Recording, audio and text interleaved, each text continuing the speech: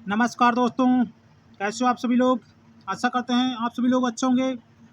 दोस्तों, 10 महत्वपूर्ण current affairs के साथ आज फिर हाजिर हैं आप लोगों के लिए देश दुनिया के 10 महत्वपूर्ण करंट अफेयर को लेके। चलिए दोस्तों, शुरू करते हैं। आज का पहला क्वेश्चन है, ओणम त्योहार मुख्य रूप से भारत के किस राज्य में मनाया जाता है। तो ओणम त्योहार आपको बताना है किस राज्य में मनाया जाता है। तो ओणम त्योहार आपका केरल राज्य में मनाया जाता है, अभी फिलहाल में मनाया गया है। आइए इसका मुख्य बिंदु देखेंगे। ओणम केरल का सबसे बड़ा प्रमुख सांस्कृतिक व फसल महोत्सव है।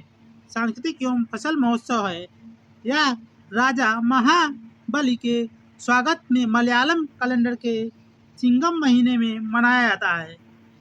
इस त्योहार का प्रमुख आकर्षण प्रसिद्ध वल्ला वल्लामकली नौका दौड़, जो आप लोग 6वीं 8वीं कक्षा में बढ़िया देखे होंगे, और पुकलम फूलों की रंगोली है, इसका प्रमुख आकर्षण केंद्र है। आइए दूसरे क्वेश्चन की बात करेंगे। प्रधानमंत्री नरेंद्र मोदी ने 80वें स्वतंत्रता दिवस के अवसर पर भारत के विकास के लिए किस फ्रेमवर्क की बात की है।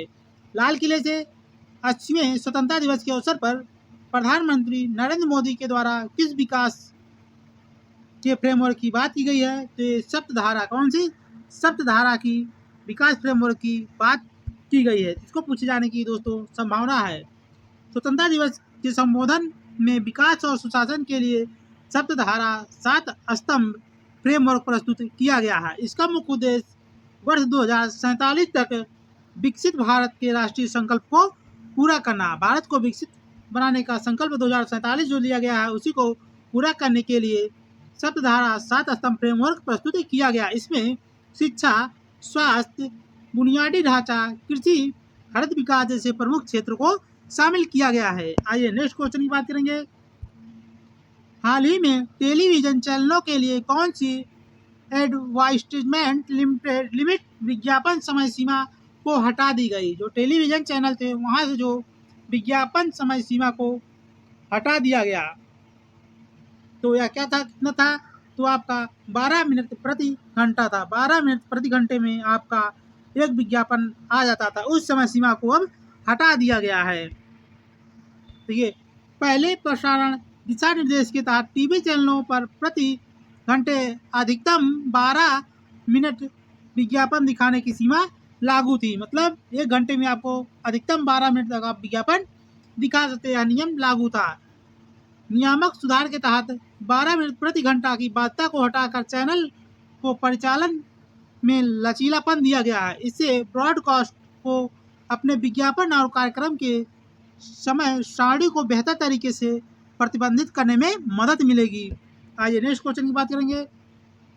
डॉक्टर पद्मा गुरमेट को यूटी लद्दाख स्टेट अवार्ड 2025 किस पारंपरिक चिकित्सक पद्धति में योगदान के लिए दिया गया है। डॉक्टर पद्मा गुरमेट को लद्दाख स्टेट का अवार्ड दिया गया, किसके लिए यह दिया गया, तो यह आपका हो जाएगा सेवा रिक्पा के लिए चिकित्सक पद्धति में योगदान के लिए इन्हें लद्दाख स्टेट अवार्ड 2025 से सम्मानित किया गया।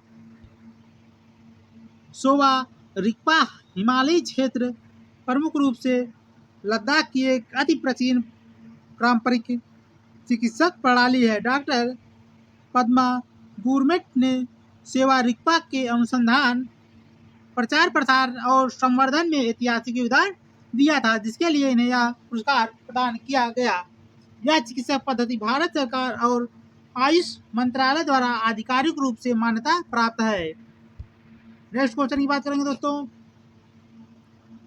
Prime minister research chair scheme किस मंत्रालय द्वारा शुरू की गई है। जब ऐसी स्कीम आती है तो उसको पूछे जाने की संभावना अधिक होती है।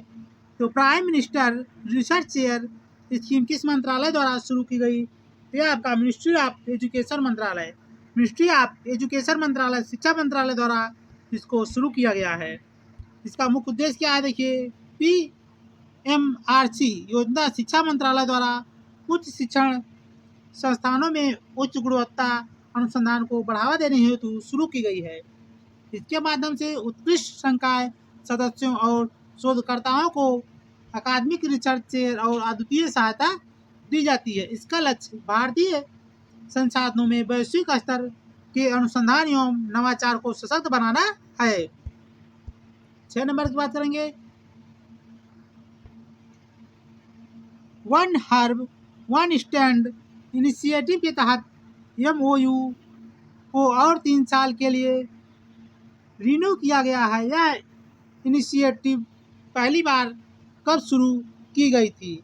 तो इसकी शुरुआत देखिए 2022 में शुरू की गई थी। One herb one standards OHOS initiative आपकी 2022 में शुरू की गई है। इसको 3 साल के लिए रिन्यू किया गया है। इसका मुख्य बिंदु देखेंगे। वन हर्ब वन स्टैंडर्ड की पहल की औपचारिक शुरुआत 2022 में की गई थी। इसका उद्देश्य देखिए क्या था। इसका मुख्य उद्देश्य भारत में हर्बल एवं औषधि पौधों के लिए एकीकृत गुणवत्ता मानक तैयार करना था। MOU के नवीनीकरण से आयुष मंत्रालय और भारत फार्मा कोएपा आयोग के बीच यह तालमेल और सुदृढ़ होगा। 7 नंबर की बात करेंगे। फॉक्सटेल ने हाल ही में किस बॉलीवुड अभिनेता को अपना ब्रांड एम्बेसडर नियुक्त किया है? तो फॉक्सटेल ने किस अभिनेता को अपना ब्रांड एम्बेसडर नियुक्त किया है? तो आपके शाहरुख खान को नियुक्त किया है फॉक्सटेल ने। प्रीमियम स्किन केयर एवं कंज्यूमर ब्रांड फॉक्सटेल ने बॉलीवुड सुपरस्टार शाहरुख खान को अपना ब्रांड एम्बेसडर नियुक्त किया है। इस अभियान का उद्देश्य ब्रांड की अखिल भारतीय उपस्थिति और युवाओं के बीच जुड़ाव को मजबूत करना होता है, जिससे इनकी ब्रांडिंग और मार्केटिंग बढ़ जाती है विज्ञापनों से। दोस्तों 80वें स्वतंत्रता दिवस पर PM मोदी ने सेमीकंडक्टर मिशन का जिक्र किया। इंडिया सेमीकंडक्टर मिशन की शुरुआत कब हुई थी? यहाँ पे मेन रूप से लाल किले से सेमीकंडक्टर मिशन का जिक्र किया गया, इसलिए सेमीकंडक्टर से क्वेश्चन बनना लाजमी है। तो इंडिया सेमीकंडक्टर मिशन की शुरुआत कब की गई थी? तो इंडिया सेमीकंडक्टर मिशन की शुरुआत आपका 2021 में की गई थी। यह देखिए मिशन इंडिया सेमीकंडक्टर मिशन का शुभारंभ 2021 में किया गया था। यह इलेक्ट्रॉनिक एवं सूचना प्रौद्योगिकी मंत्रालय के तहत एक समर्पित व्यावसायिक प्रभाग है। इसका उद्देश्य भारत में सेमीकंडक्टर निर्माण, डिजाइन और डिस्प्ले इकोसिस्टम को विकसित करना है, जिससे भारत में अधिक से अधिक रोजगार उत्पन्न हो सके। 9 नंबर 65 भारतीय भाषाओं और बोलियों के लिए स्वरा AI मॉडल किस संगठन ने जारी किया है? तो आपका स्वरा AI मॉडल किस संगठन द्वारा जारी किया गया 65 भारतीय भाषाओं और बोलियों के लिए? यह देखिए आपका भारतीय विज्ञान संस्थान IISc बेंगलुरु के द्वारा स्वरा AI मॉडल जारी किया गया। ये भी आपका इम्पोर्टेंट हो जाएगा दोस्तों आगामी परीक्षा के दृष्टि से। तो 65 भारतीय भाषाओं और बोलियों के लिए स्वरा AI मॉडल आपका भारतीय विज्ञान संस्थान बेंगलुरु के द्वारा लॉन्च किया गया, जारी किया गया है। देखिए यहाँ पे IIS बेंगलुरु के शोधकर्ताओं ने बहुभाषी AI मॉडल स्वरा 65 भाषाओं को विकसित किया है। यह 65 से अधिक भारतीय भाषाओं और क्षेत्रीय बोलियों की स्पीच रिकग्निशन में पहचान में सक्षम है। यह तकनीकी भाषाई विविधता के संरक्षण और डिजिटल समावेशिता को बढ़ावा देने में अत्यंत सहायक होगी। जैसे आप भोजपुरी में जानना चाहते हैं उसमें वह कन्वर्ट करेगी। 10 अगस्त 2026 को फ्लोरेस द्वीप के पास 7.4 तीव्रता का शक्तिशाली भूकंप दर्ज किया गया। फ्लोरेस द्वीप किस देश में स्थित है?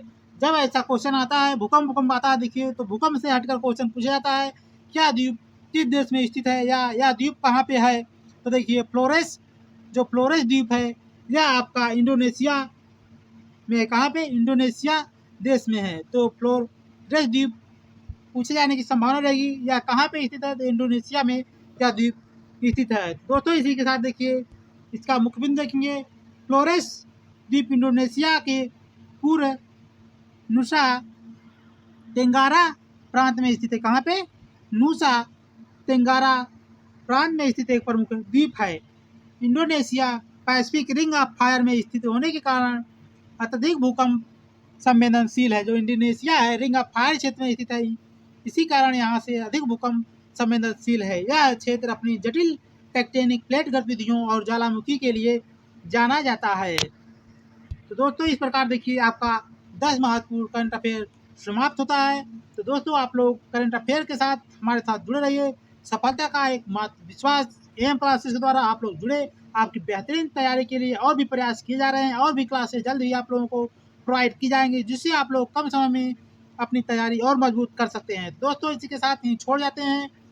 तो जिन्होंने अभी तक हमारे चैनल को सब्सक्राइब नहीं किया है, चैनल को सब्सक्राइब कर लीजिएगा, बेल आइकन को दबा लीजिएगा, जिससे आप लोगों को पल पल का नोटिफिकेशन मिलता रहे। तो धन्यवाद दोस्तों।